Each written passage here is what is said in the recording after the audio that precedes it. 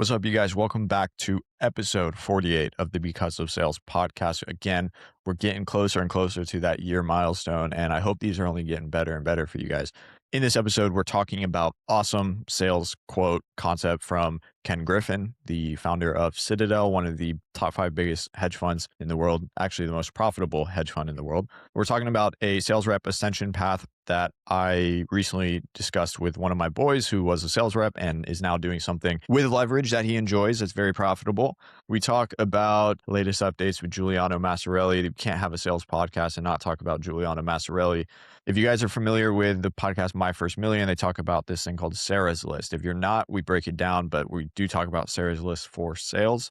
And then we talk about the strategy of unselling that could be very useful for you guys. So before we get into this, please go down below, first link in the description, and subscribe to our newsletter. Every week, less than a 5-minute read. It's completely free. We're going to send you tools, tips, tricks, memes, AI, news, everything that you need to know as a sales rep to just stay up to date with what is working right now. Doesn't matter the industry, doesn't matter who you sell to. I promise you read this, and worst case scenario, you're walking away from it with a smile on your face. So go down below, subscribe, and now let's get into the pod.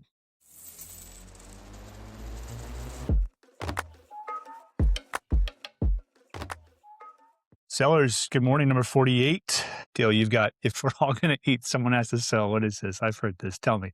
Do you know the company Citadel? I do. Ken Griffin. Ken Griffin, more money than maybe a couple people than we know. Very successful. I think his Citadel averaged 19% a year return with, I don't know how much capital, a lot of capital. Anyways, he was telling a story. I saw this on Instagram, telling a story about how sales is basically everything, right? The guy that manages money is saying that sales is everything. It's not the financial logic behind investing or not investing or having the right people on the team. He's like, sales is everything. It is, leadership is sales, new network connections, sales. He was mentioning about how early in his career, like long time ago, he had a meeting or a boss or something, went into his office and there was this little sign behind his desk and it said, if we're all going to eat, someone has to sell. And it was like some little cheap sign, but he said that like that quote right there has stuck with him his entire career to the point where he's like, sales is the number one skill. And guys, if it means anything to you that one of the richest guys, I mean, he's surely a billionaire. What's this guy's net worth? I'd probably say $3 billion. Almost 50 billion, 51.2 billion as of 2026. Oh, man. One of the world's wealthiest individuals, top hedge fund managers globally. Let me see, how is Citadel ranked in terms of hedge funds? Got to be up there. Managing over 65 billion. Oh, so they've held the number one spot as the most profitable hedge fund manager for 4 consecutive years with 74 billion in net gains since inception. So at least top 5, most profitable. And he's saying sales is the number one skill. So he didn't say AI, he said sales. So just remember that, you guys. I'm sure you've seen this, man. I feel like we've talked about it. There's been a few people who you wouldn't necessarily think of as salespeople at their heart that say like, this is the skill. I think Mark Cuban, another one of them. There's like a clip of him going around. Anybody else come to mind that you've seen this with? Even some athletes like Shaq. Shaq has said something similar where he's like, first learn how to dunk and then I learned how to sell. And selling has made me more money than dunking. It's so true. It is the edge. I would read a book about like a Because of Sales book of people that we know and that are noteworthy names, but telling it like sales stories. Like I know Mark Cuban. I love Mark Cuban a lot. His story about going door to door, basically like selling coding books and vacuum cleaners to make money and quit his job. That's how his inception story started.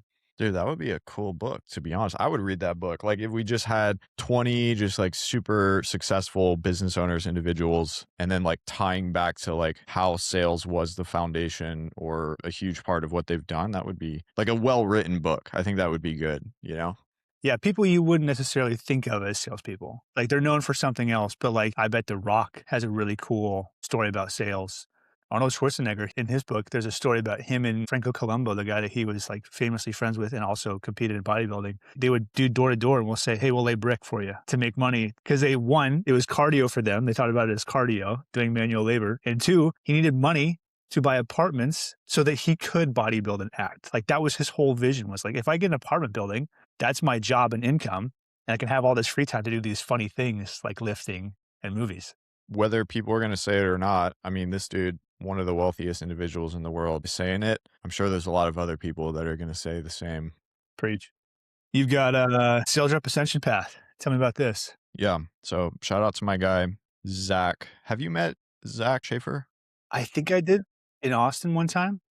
Cool. He came to all of our events. Then yes, I have. I have. Tall, blonde dude from Dallas, pretty well connected, done the setting closing route, but he recently moved down to Austin. We did an interview yesterday. We're actually going to go get some dinner tonight with some of the guys, and he's no longer a sales rep. So he joined our community, did setting, went into closing for about 2 years.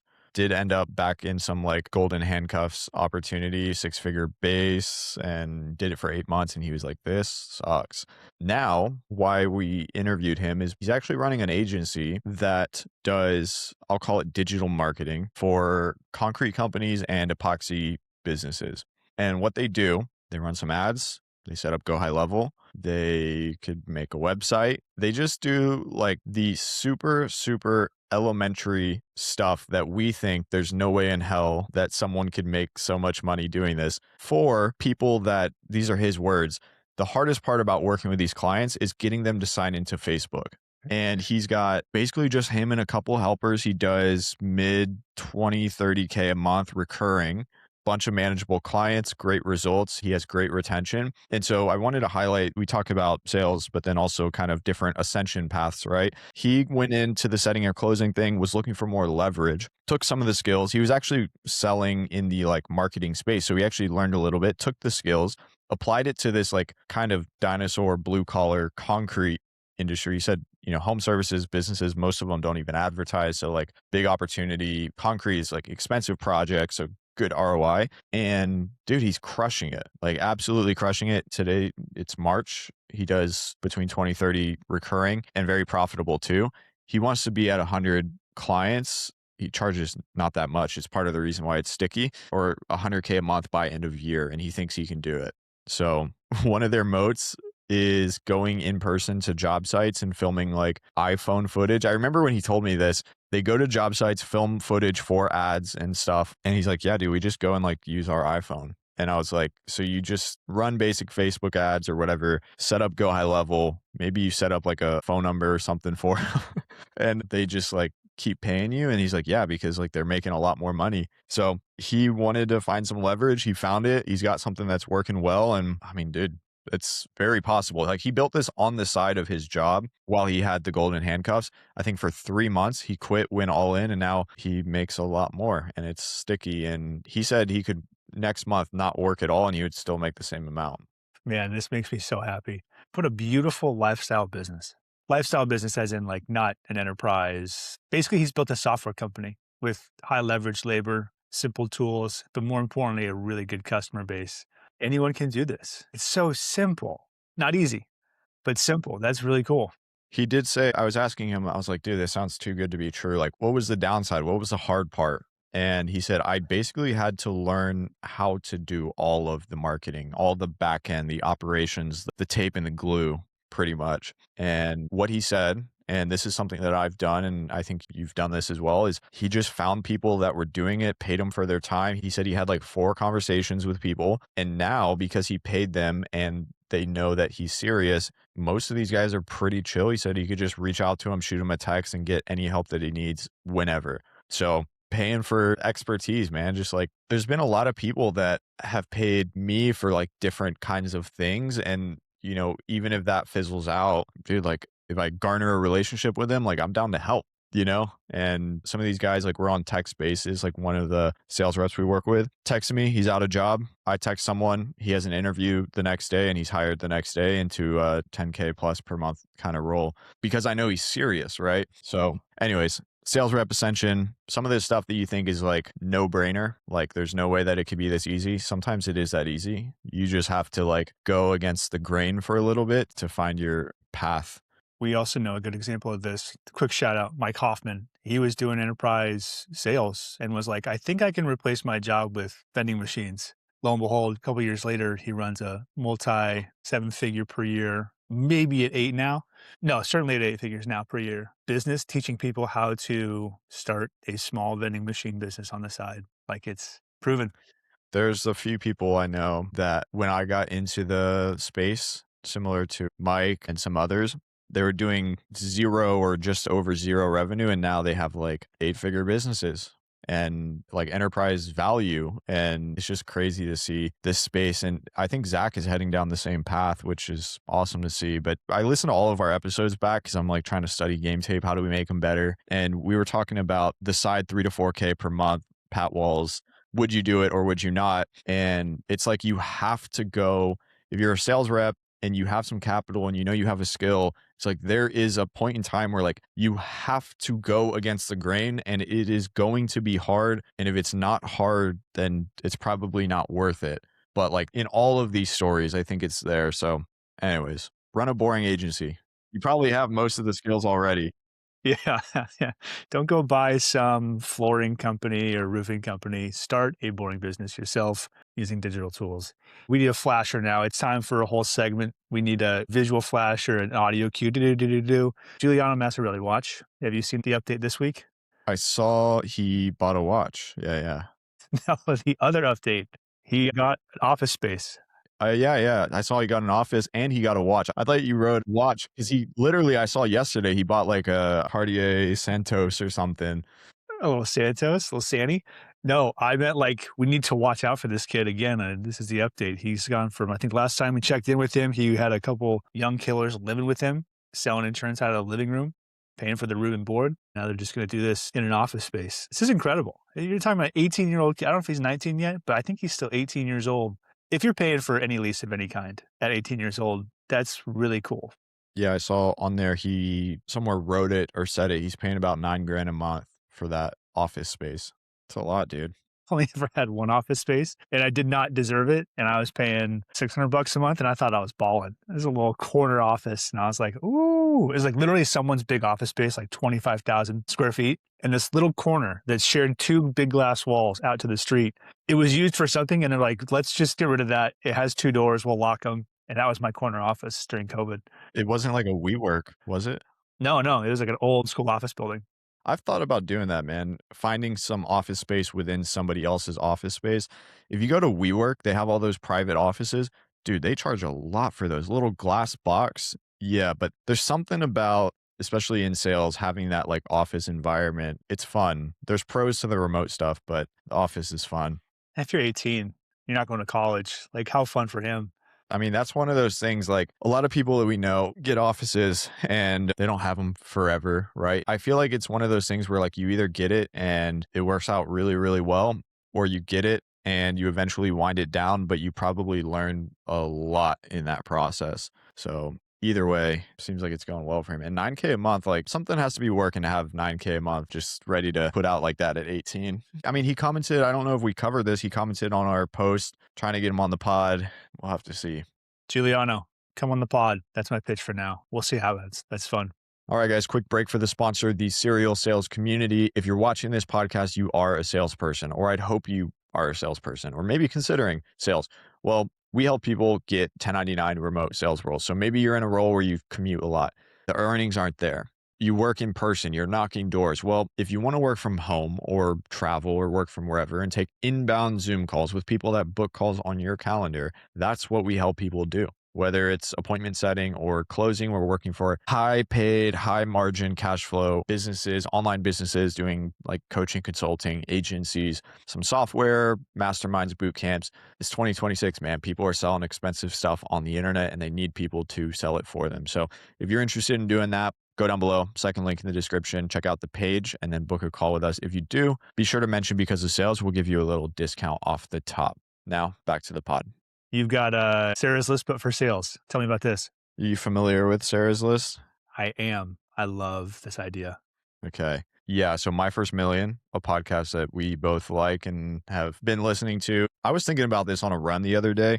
I think a lot of like my business acumen has come from just like all the perspective gained by listening to that podcast over the last few years. like without even me realizing it, but listening to like all the different types of guests that they have on in all different fields and the way that they think. And like, I genuinely think that listening to that podcast, just like the programming, sometimes I'm not even listening. It has helped me get further than maybe I would have been otherwise. That's besides the point, but I just wanted to throw that out there. If you guys are trying to like, you're in sales and you're like, I know I want something bigger. You just need exposure to what bigger looks like. Listen to this podcast because it's entertaining. But they do this thing, and this is a recent episode that I was listening to. I don't know if you heard it, but I think it's like every year or so, they make this thing called Sarah's List. Sarah is the wife of one of the hosts. And what Sarah did is she basically became a millionaire before both of the hosts by working a boring W-2 corporate kind of job, but with like a super, super high growth company. It was Airbnb. So they do this thing where they're like, okay, Sarah did it right. Entrepreneurship isn't for everybody, but you can still become a millionaire by working with like high growth companies, getting in kind of early, riding it out, having some equity. And so they're basically listing off companies that they think could be the next high growth company. And usually they've already experienced high growth and there's a lot more potential for more growth. I didn't want to drop or like go through the whole process of like listing out these companies because it could be a whole episode like they do it. But what I wanted to point out here is you don't have to be a business owner to literally like build serious wealth. Like we all know salespeople can make money, but there's a difference between like making money and like having wealth. You know, I think wealth is like the ability to not do anything should you choose to, and everything that you want is covered for as long as you need it, and you're continuing to compound, right? So I wanted to just kind of talk about how there is a reality where you as a sales rep get in early, and not even that early, but like kind of early with a company that has huge trajectory, and how you might not ever have to start a business if you can just see through a decent career, at least a few years with a company like that. There's a lot of AI companies right now doing this. And yeah, I just wanted to kind of throw that out there, man.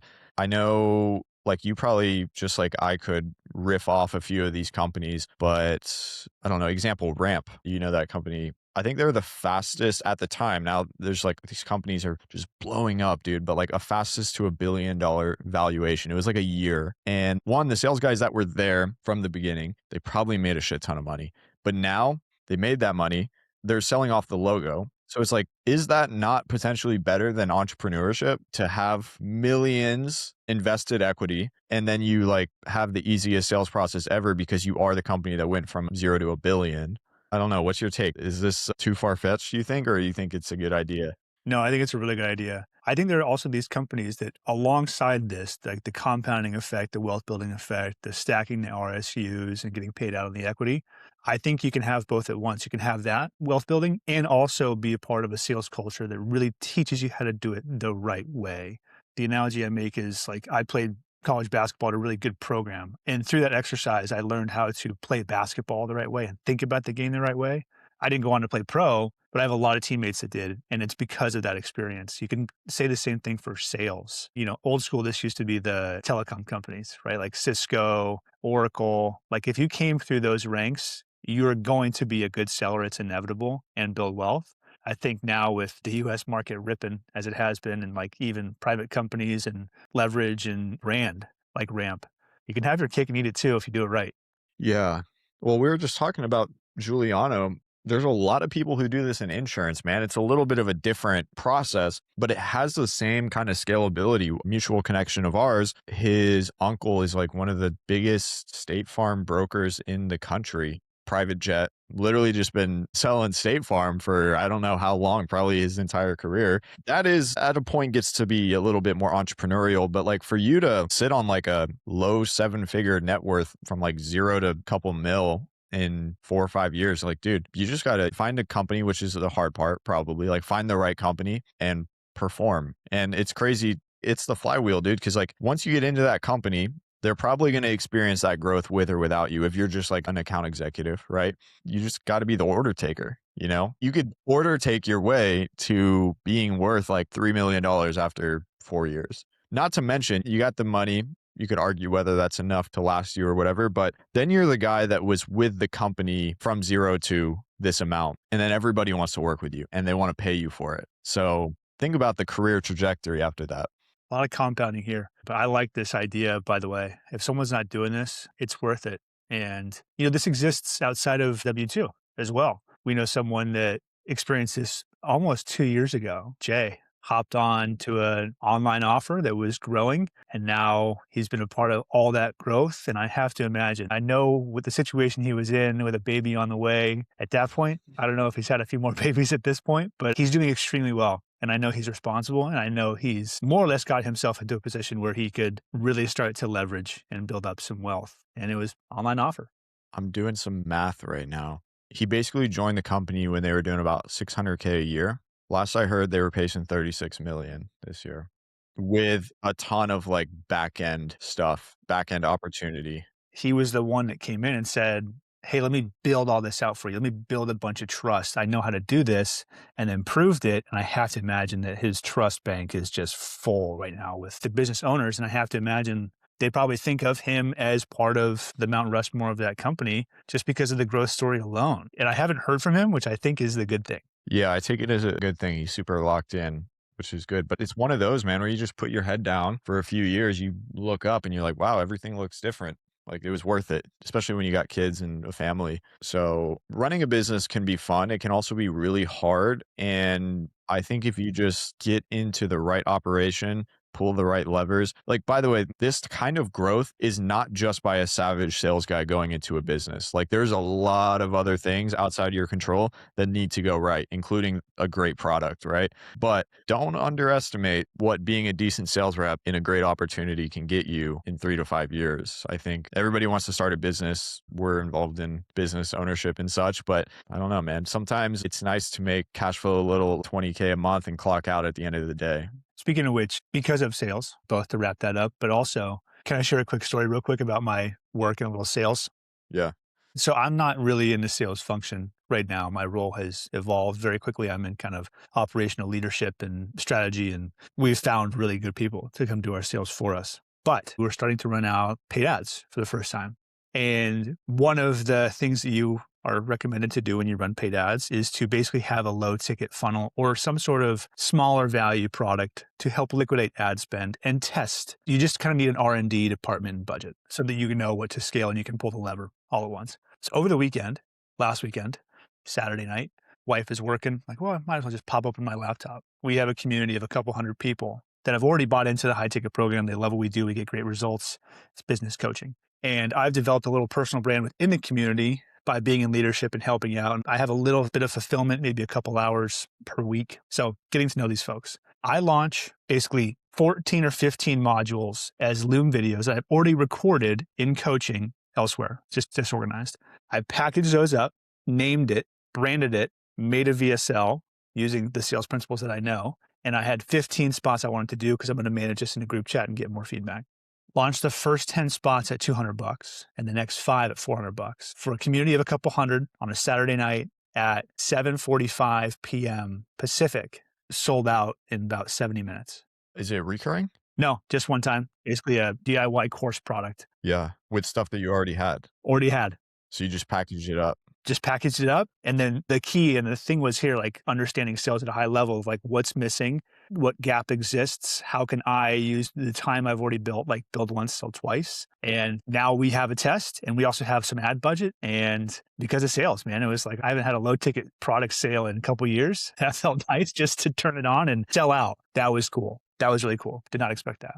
That's the best signal that you can get when you sell out of the test or you sell out of something that you're not like sure of. And also in name of R&D, if you're basically getting paid to get the data, versus paying to figure out if it works. So yeah, dude. Well, the underlying thing here, it's like you have sales ability, you know how to make a product, you had already put together this stuff, but without the demand, without the community, would you have had the idea? And would it sell out that fast? So for you salespeople, you got to have people to sell to, man. You got to have people to run this stuff by. You got to have an email list, a newsletter, community. That's what we were talking in the last podcast about, running a newsletter for salespeople, like running your own newsletter, which, by the way, totally off topic. I told you I was meeting with this guy that runs local newsletters. And what he does as a side service is he actually will he retains ownership. He builds these local newsletters and then he licenses them out to local realtors. So local realtors are now the owner of the media company and they end up getting in rooms, getting invites, getting more people in their pipeline. And just so happens that when somebody needs a house, it's like, oh, I also am a realtor. Like, can I help you? And so they actually have this in local markets and then they license it out. But it's kind of that thing where it's like, dude, it's better to have the attention and the demand and be able to like capitalize on it whenever you need it than to have like some really sick skill set, but constantly on that like chase for the sale, right? Mhm. Interesting. Wait, let's stay here for a minute. Let's say there's a seller out there. They're like, okay, I'm on board with this. Like Jake just told a story about finding leverage, building leverage, and then kind of using sales as a weapon against that. You talked about that. What could a seller do if they're in a W-2 right now to start to compound into building some sort of demand or audience? Like what would be step one, two, three?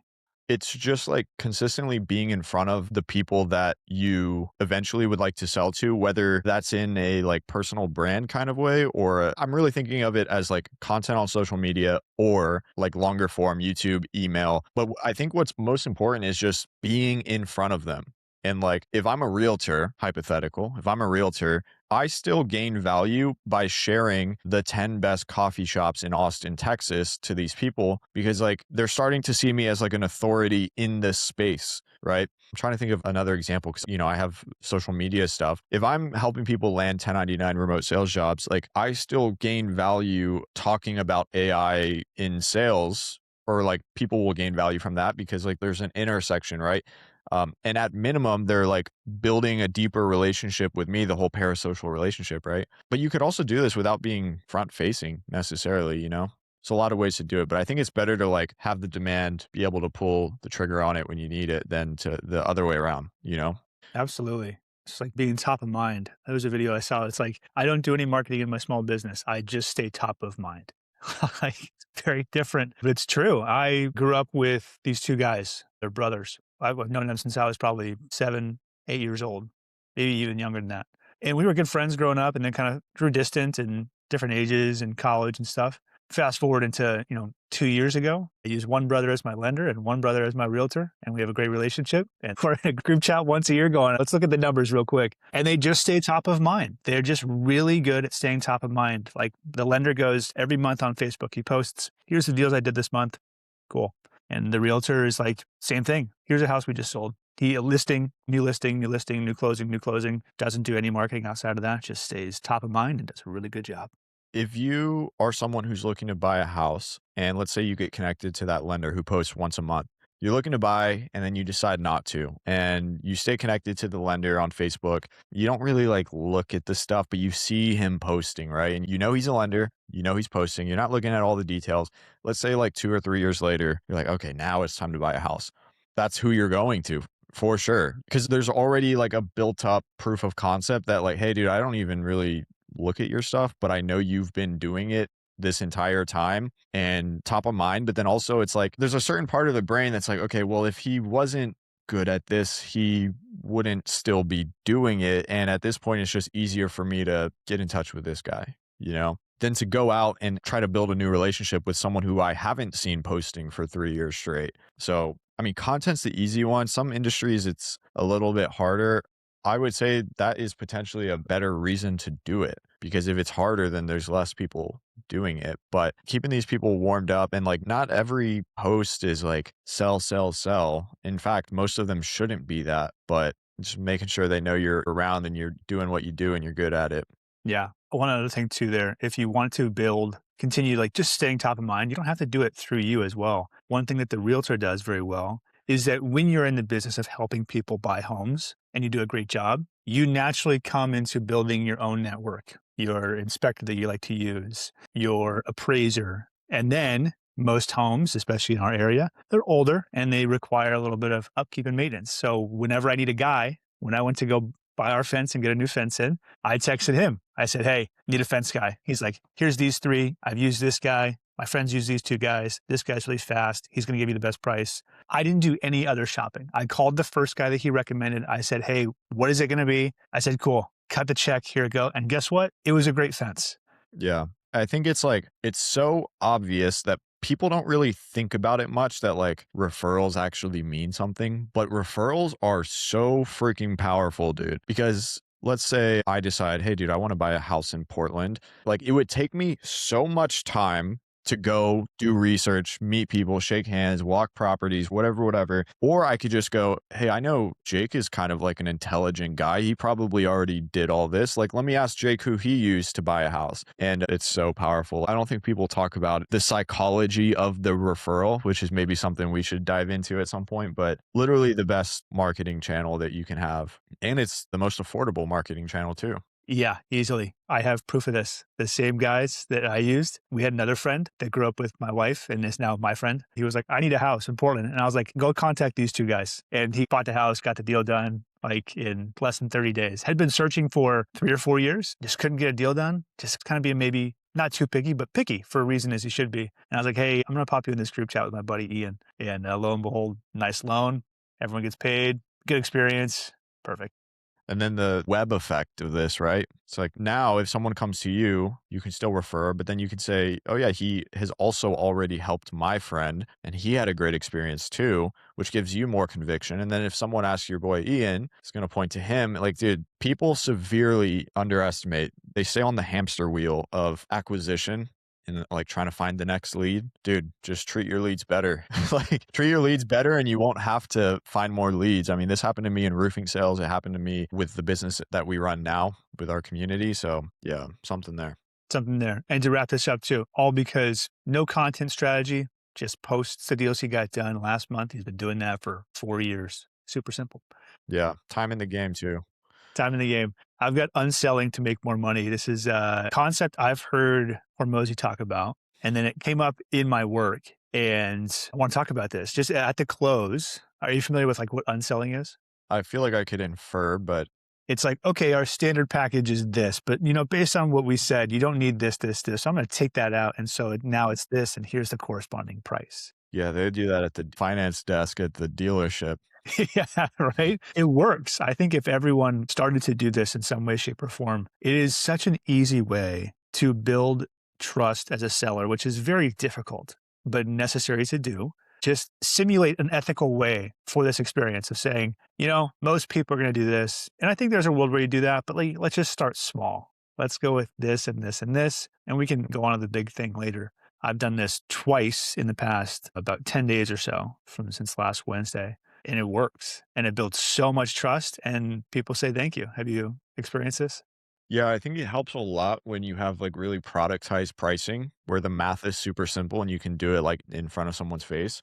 Yeah, dude, at the dealership, they did this, as I said, but in a very compelling way where I could see people who were not like aware that this is a thing really biting into it. So it definitely works. It's a psychology thing, right? It's like a salesperson is not supposed to make this cheaper. Like you're gaining trust because they're making it cheaper. Potentially, this could definitely be used poorly. You could definitely make shit up and then do that. But Usually it's a couple million, but for you, it's $10,000. yeah, a lot of the online marketers do that. They're like, yeah, this is usually $6,000, but today you're getting it for $4. It's like, all right, dude, don't unsell that much.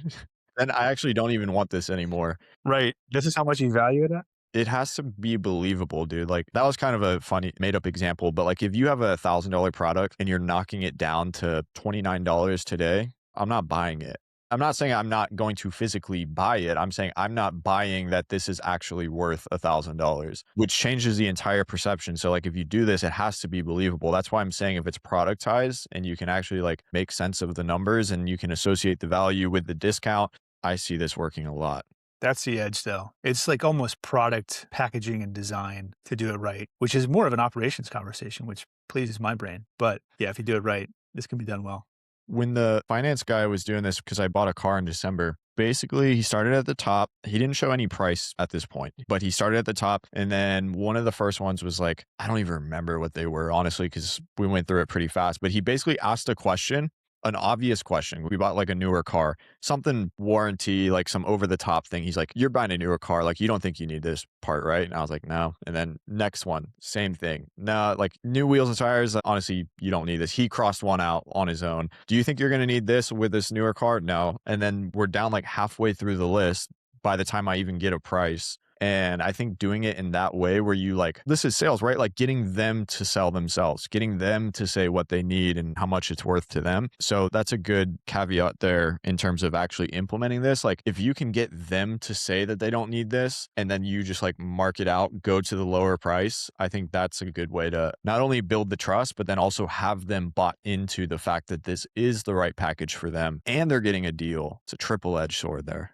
Never heard of that one, but it's triple-edged sword. Because of sales special, triple-edged sword, available for purchase, usually $100, but coming out in a week, we'll sell it for 50, the triple-edged sword.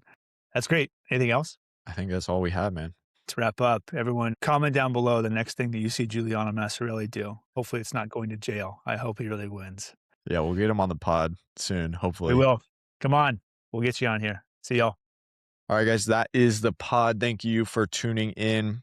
As mentioned, please let us know in the comments if there's anything you want us to change, anything you want us to add, any topics that you want us to discuss, or any guests that you want to have on. We make this podcast for you, and we want you to like it. We want you to think this is the best podcast, and every Wednesday you wake up and cannot wait to listen to the Because of Sales podcast. So let us know in the comments. If it sucks, let us know. If it's good, let us know. Drop a thumbs up and a subscribe always. And then before we get out of here, I'm just going to ask you to subscribe to our newsletter because the newsletter is really the main business of Because of Sales. And if you like the podcast, you're going to love the newsletter because everything we talk about in here is going to be bundled up in the newsletter with more, and it's free. Like you got nothing to lose. So as a sales guy, it's a pretty easy sales pitch. It's free. It's going to help you sell more, be better, have a better time, or maybe just find out that you need to end up in a better sales job. But we're either going to make you money or we're going to save you money or save you time. That's the goal. So go down below, first link in the description, subscribe every Wednesday straight to your inbox.